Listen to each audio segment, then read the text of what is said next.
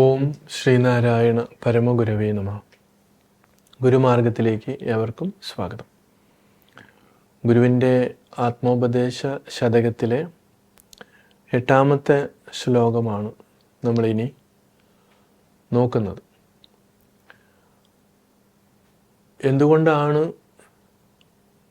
മനുഷ്യൻ്റെ മനസ്സ് പരമ്പൊരുളിനെ തിരിച്ചറിഞ്ഞ് ഇവിടെ ആ രീതിയിൽ ശാന്തിയും സമാധാനത്തോടും കൂടി പോകാൻ പറ്റാത്തത് എന്നുള്ളതിനെക്കുറിച്ചാണ് ഇനി ഗുരു പറയുന്നത്. അപ്പോൾ ഇവിടെ നമുക്ക് ഏറ്റവും പ്രിയപ്പെട്ട ഒന്നെന്ന് പറയുന്നത് നമ്മുടെ ശരീരമാണ്. എല്ലാവർക്കും, ഏത് ജീവിക്കും, ഒരു കൊതുകിന് പോലും അതിൻ്റെ ശരീരം അത്രമാത്രം പ്രിയപ്പെട്ടതാണ്. പക്ഷേ ഈ നശിച്ചുകൊണ്ടിരിക്കുന്ന ശീര്യതേ അനേന ഇത് ശരീരമെന്നാണ്. ജനിക്കുമ്പോൾ തുടങ്ങി മരിച്ചുകൊണ്ടിരിക്കുന്ന ഒന്നാണ് ശരീരം. അങ്ങനെയുള്ള ആ ശരീരത്തിൽ ഇത്രമാത്രം ആസക്തിയോടുകൂടി, ഇത്രമാത്രം അതിനോടുള്ള അറ്റാച്ച്മെൻറ്റോടുകൂടി ഈ ജീവൻ ഇവിടെ ഇരിക്കുമ്പോൾ എങ്ങനെയാണ് അതിൻ്റെ അപ്പുറത്തേക്ക് പോകാൻ സാധിക്കുന്നത്? നമ്മൾ മുൻപുള്ള ശ്ലോകങ്ങളിലൊക്കെ ഇന്ദ്രിയങ്ങൾ കാട്ടിക്കൂട്ടുന്ന വേലത്തരങ്ങളൊക്കെ ചെറിയ രീതിയിൽ നമ്മളൊന്ന് പരിശോധിച്ചതാണ്. അപ്പം ഇവിടെയും അതേപോലെ തന്നെയാണ് ഈ ശരീരത്തെ, ഏറ്റവും പ്രിയപ്പെട്ടതായിട്ട് കാണുന്ന ശരീരത്തെ, ഒളി മുതലാം പഴമഞ്ചുമുണ്ടു നാറും നളികയിലേറി നയേന മാറിയാടും കിളികളെ അഞ്ചുമരിഞ്ഞ് കീഴ്മറിക്കും വെളിവൊരു ഏന്തി അകം വിളങ്ങിടേണം. അപ്പം ഇവിടെ ഈ നളിക എന്ന് പറയുന്നത് ശരീരത്തെയാണ്. ഈ നളികയിലേറി മാറിയാടി നടക്കാണ് ഇത് ജീവൻ.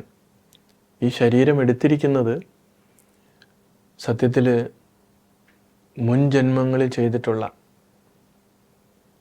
നല്ലതും ചീത്തയുമായിട്ടുള്ള കർമ്മങ്ങൾ അനുഭവിച്ച്, അത് സുഖമായാലും ദുഃഖമായാലും അനുഭവിച്ച് തീർക്കുക എന്നുള്ളതിന് വേണ്ടിയിട്ടാണ്.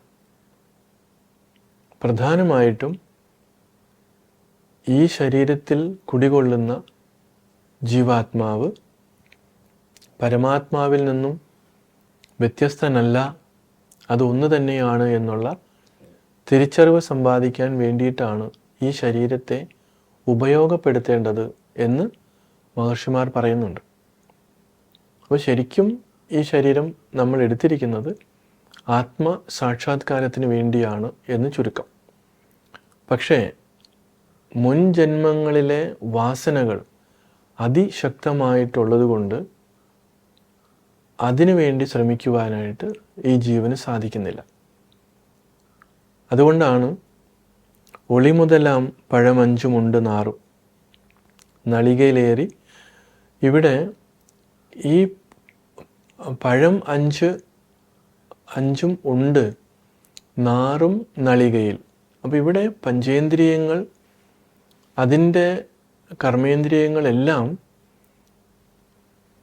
മനസ്സും ബുദ്ധിയും ഒക്കെ പറയുന്ന രീതിയിൽ, അതായത് ഇവിടെ നമ്മളത് മനസ്സിലാക്കേണ്ടത് മുൻ ജന്മവാസനകൾ ഏതിലാണോ ശക്തമായിരിക്കുന്നത്, അതുകൊണ്ടാണ് ഈ ഓരോ ഇന്ദ്രിയങ്ങളും അതിനനുസരിച്ചിട്ട് അതിൻ്റെ വിഷയങ്ങളെ കണ്ടെത്താൻ വേണ്ടി ശ്രമിക്കുന്നത്. അപ്പോൾ മുൻ ജന്മങ്ങളിലെ അതിശക്തമായിട്ടുള്ള വാസനകൾ ഏതാണെന്ന് നമ്മൾ തിരിച്ചറിഞ്ഞുകൊണ്ട് അത് ആത്മാവിലേക്ക് അടുപ്പിക്കുന്നില്ല എങ്കിൽ, അഥവാ നമുക്ക് നമ്മുടെ സ്വരൂപത്തിലേക്ക്, സ്വഭാവത്തിലേക്ക് അടുപ്പിക്കുന്നില്ല എങ്കിൽ അതിനെ തിരിച്ചറിഞ്ഞ് നമ്മൾ മാറണം. അതാണ് ചെയ്യേണ്ടുന്നത്.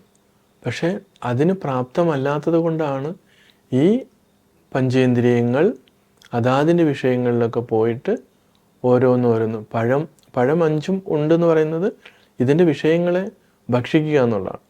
ഇപ്പോൾ കണ്ണിന് വിഷയമായിട്ടുള്ള കാഴ്ചകൾ, അതുപോലെ ത്വക്കിന് സ്പർശം, കാതിന് ഇമ്പമായിട്ടുള്ള, ഇങ്ങനെ ഓരോന്നിൻ്റെയും വിഷയങ്ങളിലേക്ക് പോയി അത് ആസ്വദിക്കുകയാണ്. അതാണ് അതിൻ്റെ ഭക്ഷണം എന്ന് പറയുന്നത്. ഇപ്പം നമ്മൾ നമ്മുടെ ശരീരത്തെ പുഷ്ടിപ്പെടുത്താൻ വേണ്ടിയിട്ട് ചോറ് മുതലായിട്ടുള്ള ആഹാരം നമ്മൾ കഴിക്കുന്നു, അതുപോലെ പഴവർഗ്ഗങ്ങൾ കഴിക്കുന്നു. ഇതൊക്കെ ശരിയാണ്. പക്ഷേ മനസ്സ് ഇതിൻ്റെ അപ്പുറത്തേക്ക് പോവുകയാണ്.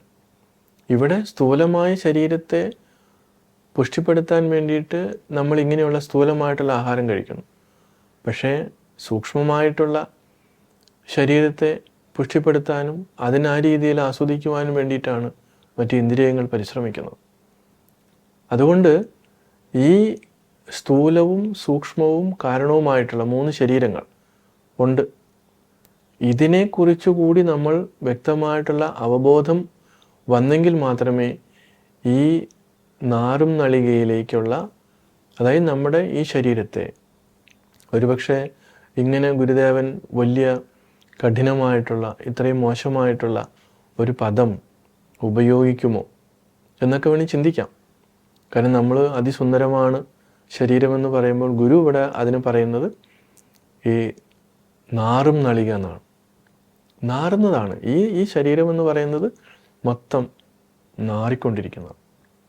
ഈ ശരീരത്തിൽ നിന്ന് പുറത്തു വരുന്ന ഒന്നും നല്ലതല്ല, എല്ലാവർക്കും അറിയാം. പക്ഷേ അതിനെന്ത് ചെയ്യും, നമ്മൾ സെൻ്റൊക്കെ അടിച്ച് നല്ല കുട്ടപ്പനായിട്ട് നിർത്തും. കുളിക്കത്തില്ല അല്ലേ? അതുപോലെ കഴിക്കുന്ന ഭക്ഷണത്തിൻ്റെ വിയർപ്പ് കൊണ്ട് അടുത്ത ആർക്കും ഇരിക്കാൻ പറ്റത്തില്ല. ഇതിനെല്ലാം മൂടി വെക്കാൻ വേണ്ടിയിട്ട് നമ്മൾ കുറേ സെൻറ്റ്, പെർഫ്യൂമൊക്കെ അടിക്കും. ഈ ശരീരത്തെ വീണ്ടും സംരക്ഷിക്കാൻ നോക്കുകയാണ്. അപ്പം നശിച്ചു പോകുന്ന ഈ ശരീരത്തെ വീണ്ടും പോഷിപ്പിക്കാതെ, അപ്പോൾ അതിന് പോഷിപ്പിച്ചു കൊണ്ടിരിക്കുന്ന മറ്റെല്ലാത്തിനും, ഇന്ദ്രിയങ്ങളെല്ലാം എന്ത് ചെയ്യണം, അറിവ് ഉപയോഗിച്ച് അടക്കി നിർത്തി അതിനെ നമ്മൾ ഇല്ലാതാക്കണം. എങ്കിൽ മാത്രമേ നമുക്ക് എന്ത് ചെയ്യാൻ പറ്റുള്ളൂ, അകത്ത് വിളങ്ങുന്ന ആ ചൈതന്യത്തെ തിരിച്ചറിയാൻ പറ്റുള്ളൂ. ഈ ചൈതന്യത്തിൻ്റെ സാന്നിധ്യത്തിലാണ് മറ്റെല്ലാം നടക്കുന്നത് എന്ന് ഈ ഞാൻ, അല്ലെങ്കിൽ ഈഗോ, ഈ മനസ്സ്, ഇന്ദ്രിയങ്ങൾ തിരിച്ചറിയാതെ പോകുന്നു. അതാണ് ഏറ്റവും വലിയ അപകടം. അതുകൊണ്ട് നമ്മൾ തിരിച്ചറിഞ്ഞ് ജീവിക്കുവാനായിട്ട് ശ്രമിക്കുക. ഏവർക്കും നമസ്കാരം.